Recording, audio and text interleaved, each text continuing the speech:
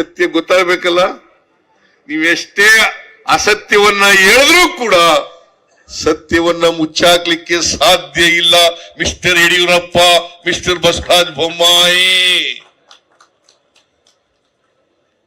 ಸಾಧ್ಯನಾ? This are all facts. And ನಾನು ಎಲ್ಲ ಕೋಟ್ ಮಾಡ್ತಾ ಇರ್ತಕ್ಕಂಥ facts figures it is from their documents only. ಅವ್ರ ಬಜೆಟ್ ಮಂಡಿಸಿದಾರಲ್ಲ, ಆ ಬಜೆಟ್ ಡಾಕ್ಯುಮೆಂಟ್ ಗಳ ಮೂಲಕನೇ ನಾನು ಹೇಳ್ತಾ ಇರೋದು. Nobody can dispute it, nobody can deny it. ಇವರು ರಾಜಕೀಯಕ್ಕೋಸ್ಕರ ಸುಳ್ಳು ಹೇಳ್ತಾ ಇದ್ದೀರಾ, ಜನರ ತಪ್ಪುದಾರಿಗೆ ಎಳಿತಾ ಇದ್ದೀರಾ. ಬಿಜೆಪಿಯವರೇ, ನೀವು ಕರ್ನಾಟಕದ ಜನರಿಗೆ ದ್ರೋಹ ಮಾಡ್ತಾ ಇದ್ದೀರಿ ಅಂತಕ್ಕಂಥ ಮಾತುಗಳನ್ನು ಹೇಳಬೇಕಾಗ್ತದೆ.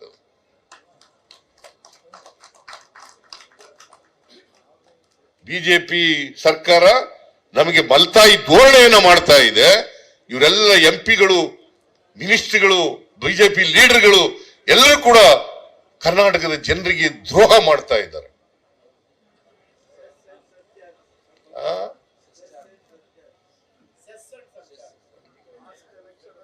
This is an hard truth. These are all based on facts. No, anybody can verify the documents of the government. Nam document beda. You please verify the documents of government of Karnataka, government of India. Budgetary documents, budget documents. You please verify.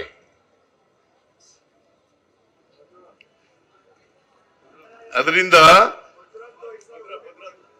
ಇಷ್ಟೆಲ್ಲ ಅನ್ಯಾಯ ಆಯ್ತಲ್ಲ, ನಮಗೆ ಇಷ್ಟ ಅನ್ಯಾಯ ಆಯ್ತಾ? ಒಟ್ಟು ಅನ್ಯಾಯ ಆಗಿರೋದು ನಮಗೆ 1,87,787 ಕೋಟಿ.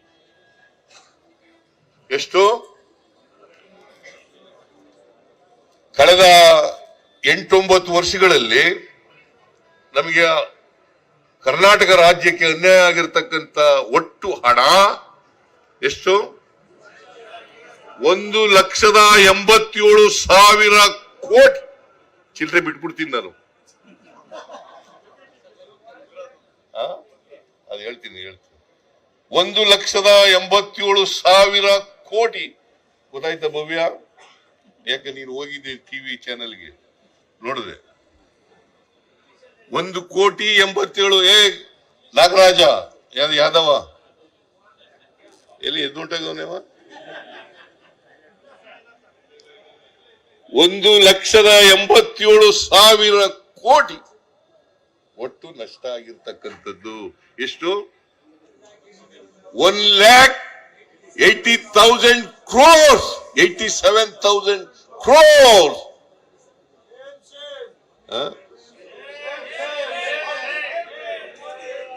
In such a big way, injustice has been caused to Karnataka. Can we keep quiet?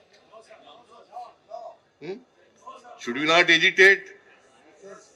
Should you not protect the interest of Karnataka?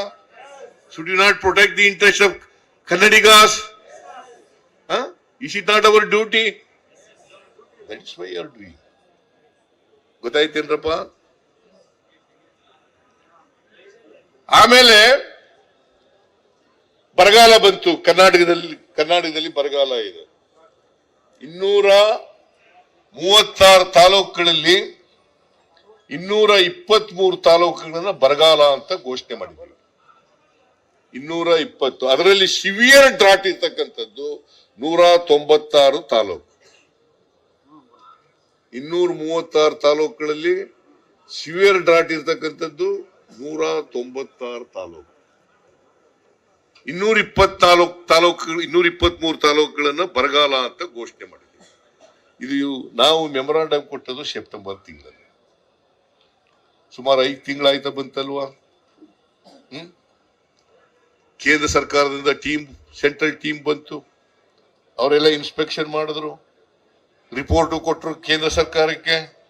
ನಮ್ಮ ಮಂತ್ರಿಗಳು ಕೃಷ್ಣ ಬೈರೇಗೌಡ, ಚೆಲುವರಾಯಸ್ವಾಮಿ, ಆಮೇಲೆ ನಮ್ಮ ಯಾರು ಪ್ರಿಯಾ ಕೃಷ್ಣ, ಅಲ್ಲ ಎಂತದು ಪ್ರಿಯಾಂಕ್ ಖರ್ಗೆ ಎಲ್ಲ ಹೋದ್ರು. ಪಾಪ ಇವ್ರಿಗೆ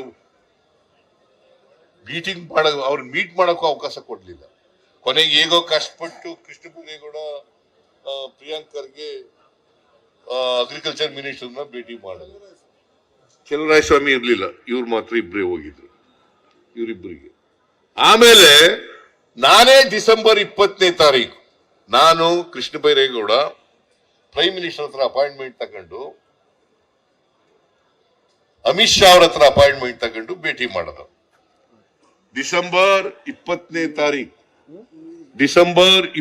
ತಾರೀಕು I, along with Mr. Krishna Bairegowda,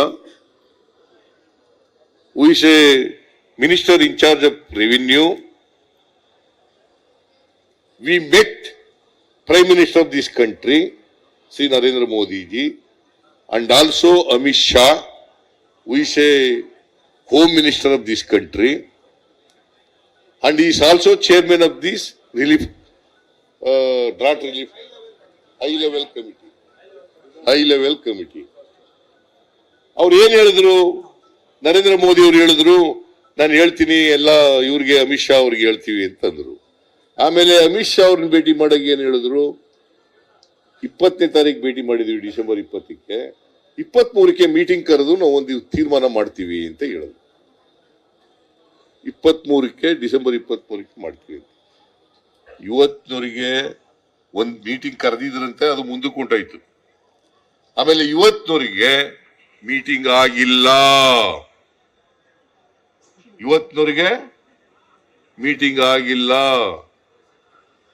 meeting ಆಗದೆ ಇರೋದ್ರಿಂದ ನಮಗೆ NDRF ನಿಂದ ₹1 ಬಂದಿಲ್ಲ. Is it not an injustice? ₹1 5 ತಿಂಗಳಾಯ್ತಾ ಬಂತು, ಇವತ್ತಿನವರಿಗೆ ₹1 ಬಂದಿಲ್ಲ.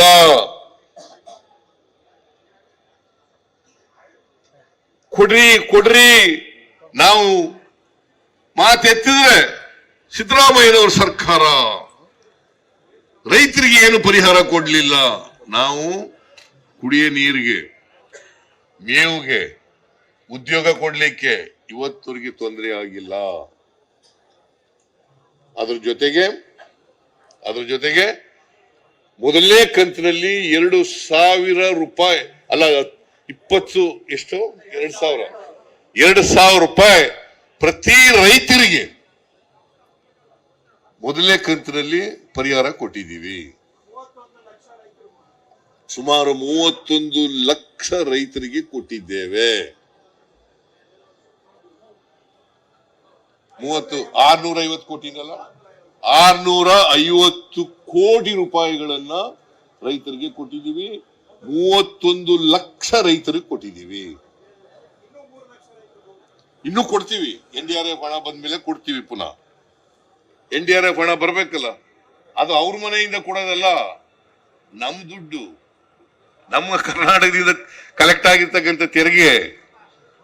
SDRF ಮತ್ತೆ NDRF ಅಂತ ಇರ್ತದೆ. SDRF ನಲ್ಲಿ 75% ಗವರ್ಮೆಂಟ್ ಆಫ್ ಇಂಡಿಯಾ ಕೊಡ್ತದೆ, 25% ಸ್ಟೇಟ್ ಗವರ್ಮೆಂಟ್ ಶೇರ್ ಕೊಡ್ತದೆ. NDRF ನಲ್ಲಿ ಈ ತರ ಪ್ರವಾಹ ಬಂದಾಗ ಮತ್ತೆ ಬರಗಾಲ ಬಂದಾಗ ಬೇರೆ ಆಪತ್ತುಗಳು ಬಂದಾಗ ಖರ್ಚು ಮಾಡ್ಲಿಕ್ಕೆ ಇರ್ತಕ್ಕಂಥ ಹಣ ಅದು NDRF, national disaster response fund.